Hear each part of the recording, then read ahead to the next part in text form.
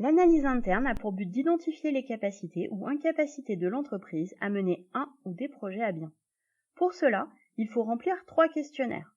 La maturité du business model Canva, l'analyse financière et les actifs internes. Commençons par la maturité du BMC. Pour chaque item proposé, il s'agit de définir le niveau de clarté, de maîtrise dont vous disposez. Ainsi, si tout est clair et précis, vous mettez 5 étoiles. Si vous n'avez pas de visibilité sur l'item, vous mettez 0 étoile.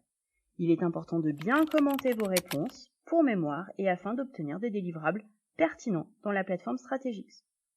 Vous disposez de la synthèse de vos réponses grâce au radar situé à la droite de votre écran. Ce qui vous guide dans votre évaluation, c'est la couleur des post-it dans votre business model Canva. Si tout est OK, alors les post-it sont plutôt en vert. Si rien n'a été travaillé, c'est encore en jaune. Et enfin, si vous êtes en cours de travail, c'est en rouge. Explorons maintenant les différents items proposés au travers du cas Trousseau et plus particulièrement du projet Connected Plate et du segment Cure Thermal. Le premier item concerne la structure des coûts, Cost Structure. Il s'agit de savoir si toutes les questions en lien avec le bas de la partie du BMC ont été traitées. Dans le cas qui nous sert d'illustration, nos 2 post-it sont en rouge, nous sommes en cours de réflexion. Nous avons donc mis 3 étoiles. Le second item concerne les partenaires. Les avez-vous identifiés, contactés, ont-ils encore des secrets pour vous? Dans notre exemple, il n'y a pas de post-it vert, il reste même des post-it en jaune. Il y a encore beaucoup à faire, nous avons attribué 2 étoiles à cet item car nous n'avons pas de contact approfondi. Le troisième item concerne le modèle de revenu. Est-ce que vous avez identifié votre modèle économique dans son intégralité? Avez-vous travaillé les flux de revenus pour chaque segment? Dans notre exemple, si les formes possibles ont été identifiées, rien n'est décidé et précisé encore. Donc, nous n'avons attribué que 3 étoiles.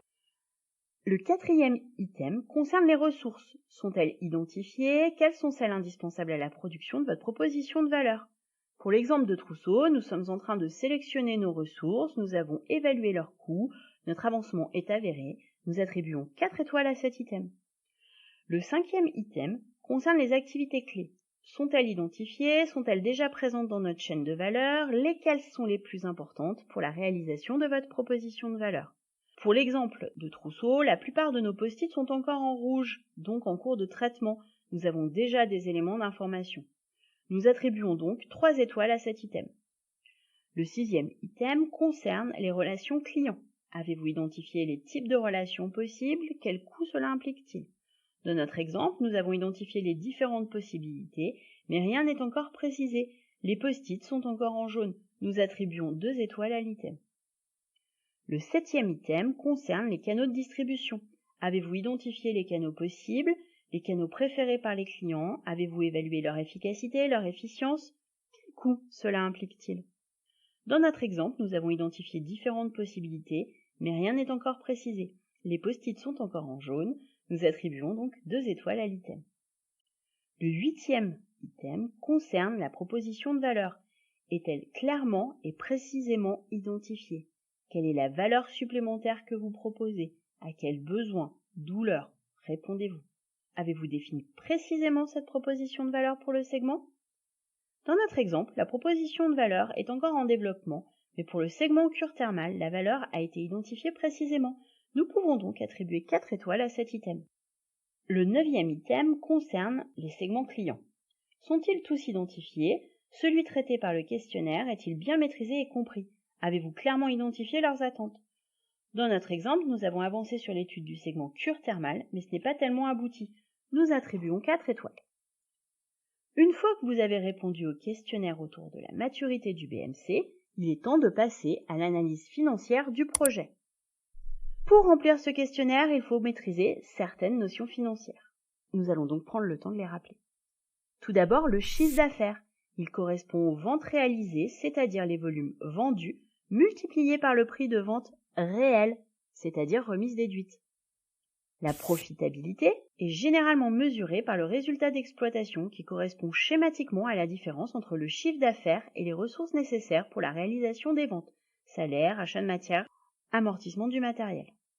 Le cash flow, c'est le flux net de trésorerie sur la période. Il correspond à la capacité d'autofinancement, c'est-à-dire le résultat généré moins les investissements nécessaires et le besoin de financement en fonds de roulement, stock, crédit, client. Le budget de développement, ce sont les dépenses de développement R&D et de mise au point des produits. Et enfin, l'investissement, en général, ce sont les moyens matériels, machines, outillages, bâtiments, que l'entreprise doit investir pour réaliser les produits qu'elle souhaite vendre.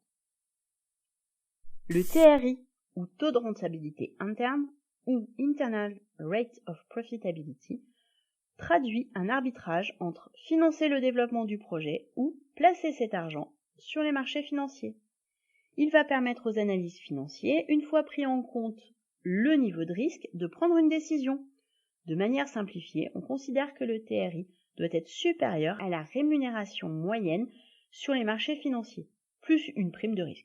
Donc, il évolue en fonction de la conjoncture économique et de la maturité du projet.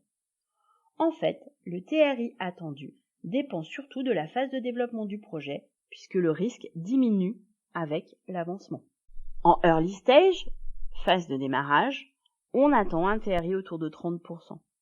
En go-to-market, au moment du lancement sur le marché, on attend un TRI entre 15 et 20%. Enfin, en phase de développement fort sur le marché, on attend un TRI entre 5 et 10%. Tout l'intérêt de piloter son portefeuille d'innovation avec Strategix, c'est de proposer de réduire le risque dès la phase de early stage, et donc de réduire la prime de risque. Dans notre exemple, le segment cure thermale offre un TRI de 31%, ce qui, compte tenu du contexte économique et du travail de réduction des risques en cours, rend le projet attractif pour un investisseur. Il nous reste à remplir un dernier questionnaire, celui des actifs internes. Il s'agit ici de voir si l'entreprise dispose des actifs nécessaires au développement du projet à l'atteinte du segment étudié. C'est votre connaissance de l'entreprise qui vous permet de faire cette évaluation pour chaque item. Attention cependant aux biais cognitifs, excès de confiance, excès de pessimisme. Essayez toujours de faire cette évaluation avec un échange avec d'autres membres de votre entreprise pour limiter ces risques. Plus vous maîtrisez, plus vous mettez des étoiles. Pensez toujours à bien commenter vos évaluations pour mémoire et pour avoir des restitutions de qualité. Explorons maintenant chacun des différents items proposés au travers du cas Trousseau et plus particulièrement du projet Connected Plate et du segment cure thermale. Le premier critère concerne la maîtrise de la technologie. Il s'agit de savoir si l'entreprise dispose ou non du savoir-faire nécessaire. Dans notre exemple, nous avons choisi de mettre 3 étoiles, car même si nous maîtrisons une partie de la technologie, une autre sera externalisée. Le second critère concerne la capacité de monter en puissance de la solution, c'est-à-dire l'aptitude de passer à l'échelle, de pouvoir se réaliser en grande quantité sans blocage particulier.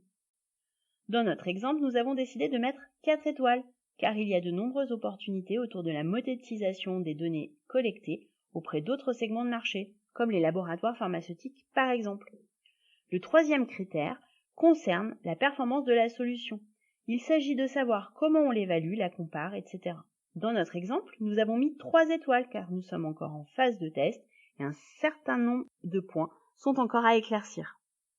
Le quatrième critère concerne l'agilité dont votre entreprise est capable au cours du développement du projet, capacité à répondre aux attentes clients, réactivité à leurs remarques. Dans notre exemple, nous avons mis 2 étoiles car nous n'avons encore qu'une réactivité limitée. Le cinquième critère concerne l'intimité de vos commerciaux avec vos clients, leur capacité à co-construire avec eux et ainsi de suite. Dans notre exemple, nous avons mis 3 étoiles car nos commerciaux ont construit des liens qui ne sont pas encore une réelle intimité client, notamment en participant à de nombreux événements. Le critère suivant concerne la capacité à mobiliser une expertise technique, capital humain, partenaires, etc., pour améliorer l'offre. Il s'agit de se demander si ces expertises sont facilement mobilisables ou rares. Dans notre exemple, nous avons mis 4 étoiles car nous avons des contacts forts avec des représentants des chaînes de cure thermale. Le dernier item concerne les synergies avec d'autres segments de l'entreprise, c'est-à-dire la possibilité de mobiliser la technologie sur d'autres marchés. Dans notre exemple, nous avons mis 0 étoile car c'est un projet totalement nouveau, basé sur une technologie totalement nouvelle pour l'entreprise. Avec ce questionnaire, nous avons terminé le travail avec la plateforme Strategix. En fait, il faut le reproduire pour chaque segment de chaque projet. Une fois que c'est fait, nous pouvons prêter attention aux résultats, c'est l'objet de l'activité suivante.